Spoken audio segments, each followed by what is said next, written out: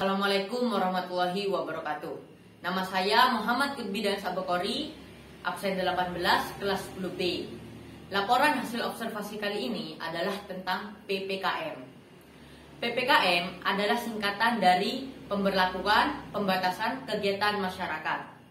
Pemerintah Indonesia telah menerapkan PPKM sejak awal tahun 2021 untuk menangani pandemi COVID-19 di Indonesia. Yang mana sebelumnya pemerintah Indonesia telah menerapkan pembatasan sosial berskala besar atau PSBB di sejumlah wilayah di Indonesia. Pemerintah Indonesia pertama kali menerapkan PPKM pada tanggal 11 sampai 25 Januari 2021 yang berdasarkan instruksi Menteri Dalam Negeri. PPKM itu hanya diterapkan pada wilayah Jawa dan Bali pada saat itu. PPKM sendiri terbagi menjadi 4, yaitu PPKM biasa, PPKM mikro, PPKM darurat, dan PPKM level 1 sampai 4. Nah, pemerintah Indonesia saat ini menerapkan PPKM darurat. PPKM darurat menargetkan jumlah konfirmasi kasus setiap harinya kurang dari 10.000 kasus. PPKM darurat diterapkan di 136 kota atau kabupaten termasuk Pamekasan sendiri. Sehingga di Pamekasan terdapat beberapa pengetatan aktivitas. Misalnya, yang pertama untuk sektor non-esensial diberlakukan 100% bekerja dari rumah atau work from home, WFH. Sedangkan untuk sektor esensial seperti keuangan dan perbankan, sistem pembayaran, lalu pasar modal, perhotelan, non-penanganan karantina, dan lain sebagainya diberlakukan 50% bekerja dari kantor atau work from office, WFO. Lalu untuk sektor kritikal seperti keamanan, kesehatan, industri makanan, industri minuman, dan sebagainya itu diberlakukan 100% bekerja di kantor. Tapi di antara sektor kritikal dan sektor esensial ini tentunya menerapkan protokol kesehatan. Selain itu juga kegiatan belajar dan mengajar dilakukan secara daring, sehingga guru dan siswa saat ini berkomunikasi melalui media seperti Zoom Meeting, Google Meet, atau WhatsApp, dan lain sebagainya. Tidak hanya itu, restoran dan rumah makan juga tidak menerima pesan di tempat.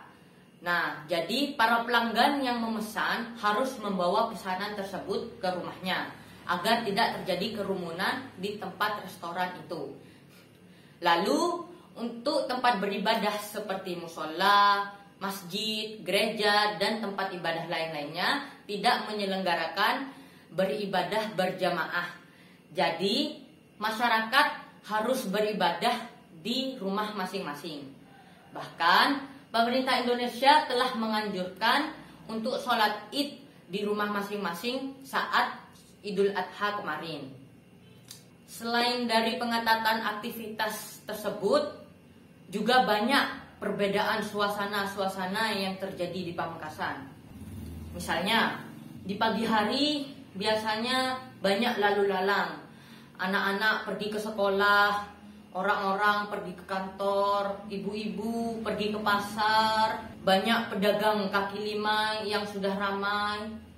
Tapi pada masa PPKM ini, lalu lalang menjadi sepi.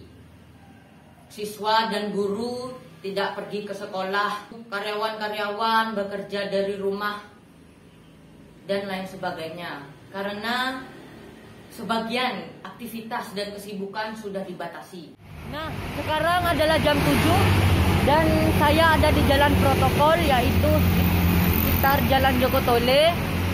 Dan beginilah suasana saat masa PPKM.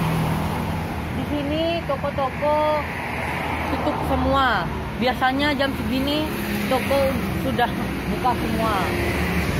Beginilah suasana saat masa PPKM. Biasanya di sini banyak lalu lalang yang ramai, anak-anak pada pergi ke sekolah, lalu orang-orang banyak yang pergi ke kantor. Selain itu, pedagang-pedagang kaki lima juga sudah mulai berjualan dan ramai. Dan biasanya di sini banyak petugas kebersihan membersihkan jalanan, tapi sekarang pada masa pandemi dan pemberlakuan pembatasan kegiatan masyarakat ini semuanya menjadi redup.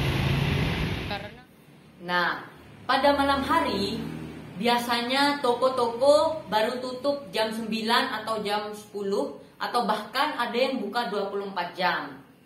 Tapi sekarang pada masa PPKM darurat ini, toko-toko harus tutup sebelum jam 8 malam. Karena akan ada pemeriksaan oleh polisi dan Satpol PP. Di malam hari juga akan ada penutupan jalan di beberapa titik tertentu. Sehingga tidak diperbolehkan untuk melalui lintasan tersebut kecuali yang berkepentingan. Misalnya untuk ambulan, untuk tenaga kesehatan, atau untuk orang yang hendak ke apotik atau ke rumah sakit. Selain yang berkepentingan, kendaraan-kendaraan terpaksa untuk putar balik atau melalui jalan alternatif seperti jalan tikus, gang-gang kecil, atau jalan selain jalan utama. Nah, lampu-lampu di jalan protokol juga dipadamkan. Jadi, suasana saat PPKM darurat ini terasa sangat sepi, gelap, dan mencekam. Sedangkan manfaat PPKM sendiri adalah untuk menangani pandemi COVID-19 di Indonesia. Dengan ditutupnya tempat-tempat umum, ditutupnya restoran, toko, pusat perbelanjaan, dan lain sebagainya, itu dapat mengurangi kerumunan dan juga mengurangi mobilitas. Nah, di samping itu pula PPKM memiliki efek positif seperti polusi kendaraan bermotor berkurang, penggunaan listrik juga berkurang karena lampu-lampu di jalan protokol dipadamkan. Balap-balap liar yang biasanya dilakukan di jalanan sekarang sudah tidak ada lagi karena polisi aktif dalam memantau aktivitas warga.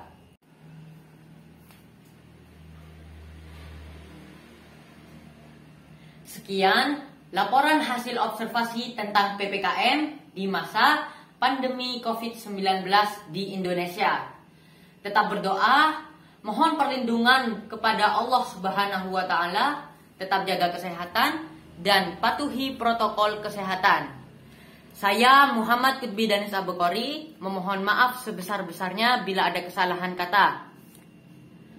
Ma asobaka min hasanatim faminallah wa ma asobaka min sayyiatin famin nafsik.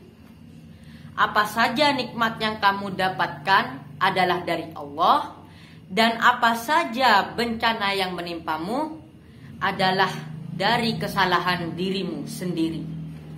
Quran Surat An-Nisa ayat 79. Wassalamualaikum warahmatullahi wabarakatuh.